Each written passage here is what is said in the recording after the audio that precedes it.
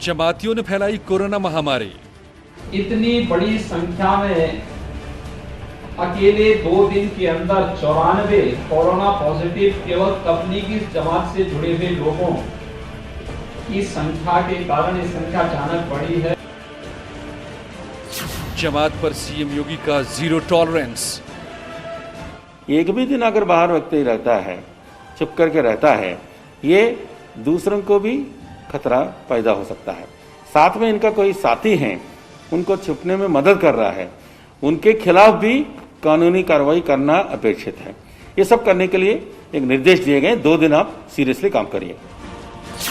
जिद्दी जमातियों की जानलेवा साजिश। तो सब लोग सहयोग कर रहे हैं और ये जमात के कुछ लोग हैं जो एक कॉन्स्पिरेसी के तहत इस कोरोना रूपी जहर को फैलाने का काम कर रहे हैं। न्यूज 18 के माध्यम से अपील करते हैं कि जहां भी जमाती छुपे हैं आप बाहर आ जाओ, नहीं तो फिर आपको कोई बचा नहीं पाएगा।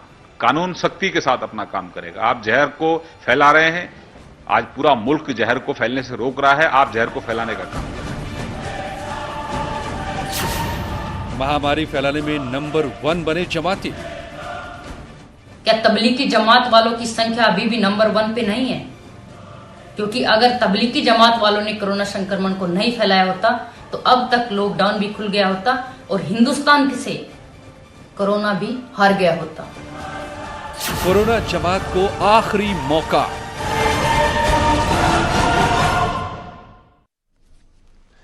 तो ये आखिरी मौका अब तबलीगी समाज के लोगों को दिया जा रहा है। साफ कर दिया है यूपी की सरकार ने कि अब बाहर आ जाओ, जहां भी जो छिपे हो, बीमारी को फैला रहे हो, वरना अब अंजाम के लिए तैयार हो जाओ। कड़ी कार्रवाई होगी और वो भी सीधे एनएसए लगाया जाएगा, राष्ट्रीय सुरक्षा कानून लगाया जाएगा। देश के खिलाफ अपराध इसको माना जाएगा, क्योंकि अभी भी जमाती छिपे हैं और बीमारी को फैला रहे हैं।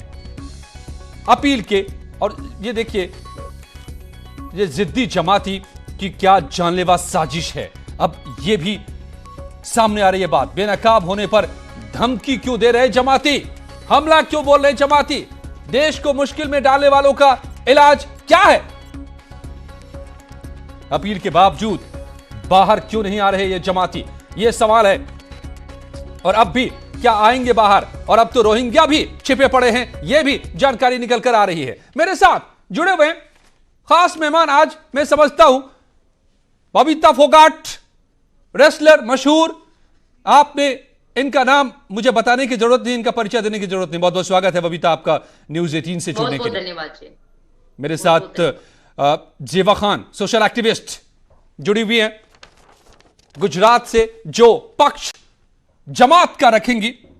नवीन कुमार, बीजेपी के प्रवक्ता, मेरे साथ जुड़े हुए। और मेरे साथ शैलेंद्र तिवारी साहब जुड़े हुए, कांग्रेस के नेता। स्वागत है आप सभी का। Thank you so much. Babita Phogat ji, आपने तबलीगी के बारे में एक बात कही थी कि किस तरीके से देश में कोरोना नंबर 1 में तबलीगी जमात ने पैदा किया है। अब ये सरकार भी कह रही है और आंकड़े तो हर रोज चीख चीख कर कह रहे हैं। मैं यूपी के कुछ जगहों की बात बताऊं तो करीब करीब कानपुर में 22 मरीज सामने आए हैं, 20 यही हैं जमाती, मुरादाबाद में 21 में से 19 हैं, आगरा में 167 में से 73 है, लखनऊ में 100 में से 73 है। आपने बिल्कुल गलत नहीं कहा था, लेकिन आपको धमकी मिली और अब रोहिंग्या का कनेक्शन सामने आ रहा है इस जमात से।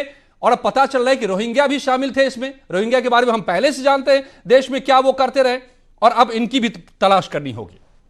क्या कहती हैं आप, कितने खतरे में डाल रहे हैं? मैं यही कहूंगी कि बिल्कुल हमारे देश को खतरे में डाल रहे हैं ये लोग, और इन लोगों के ऊपर सख्त से सख्त, जल्दी से जल्दी इनके ऊपर एक्शन होना चाहिए, क्योंकि ये लोग देश को नुकसान पहुंचा रहे हैं और देश को खतरे में डाल रहे हैं। क्योंकि आज कल आप देख रहे हैं, मैं नहीं, पूरा हिंदुस्तान देख रहा है कि किस तरह ये जाहिल जमाती जो लोग, मैं कहूंगी कि देश को संकट में डाल रहे हैं। कभी डॉक्टरों के ऊपर पथराव कर रहे हैं, कभी डॉक्टरों के ऊपर थूक रहे हैं, कभी नर्सों के सामने नंगे बदन होके घूम रहे हैं। तो शर्म आनी चाहिए इन लोगों को। अगर मैं कहूंगी कि जो लोग, जो डॉक्टर, जो नर्स इस समय हमारे देश की ढाल बनकर खड़े हैं, जो उनकी जान बचाने के लिए अपनी जान जोखिम में डाल रहे हैं, उन लोगों के साथ ऐसा सलूक कर रहे हैं, तो उन लोगों को शर्म आनी चाहिए। और इतना ही कहूंगी कि या तो वो लोग सच सुनने की आदत डाल लें, नहीं तो हम लोग तो ऐसे ही सच बोलते रहेंगे, क्योंकि हम हमेशा देश के लिए लड़े और लड़ते रहेंगे। बिल्कुल। और देश के खिलाफ जो भी बोलेगा हम उसके खिलाफ बोल देंगे, और अपने देश के हित में हमेशा खड़े रहेंगे और देश हित में बोलेंगे। बिल्कुल। अब अविता फोगाट, आपसे तो देश प्रेरणा लेती है। आपने जिस तरह से इस लड़ाई को लड़ने के लिए भी जो लड़ाई लड़ी है आपने, उससे भी देश प्रेरणा लेता है और देश जानता है इस बात को। और अब इस वक्त आप जो कोरोना के खिलाफ खड़े हो गए हैं, देश खड़ा है लेकिन कोरोना के साथ जो खड़े हैं उनके खिलाफ भी आप खड़े हुए हैं। लेकिन ज़ेबा खान, क्या आप, अब उत्तर प्रदेश की सरकार ने कह दिया है कि आखिरी मौका है, बाहर आ जाइए, जांच करवा लीजिए, इलाज करवा लीजिए, वरना आपके ऊपर रासुका लगेगा, एनएसए लगाया जाएगा, क्योंकि आप देश के खिलाफ काम कर रहे हैं। अब भी निकलेंगे ये बाहर? और अब रोहिंग्याओं का क्या करें हम, ये भी बता दीजिए ज़ेबा खान आप आज।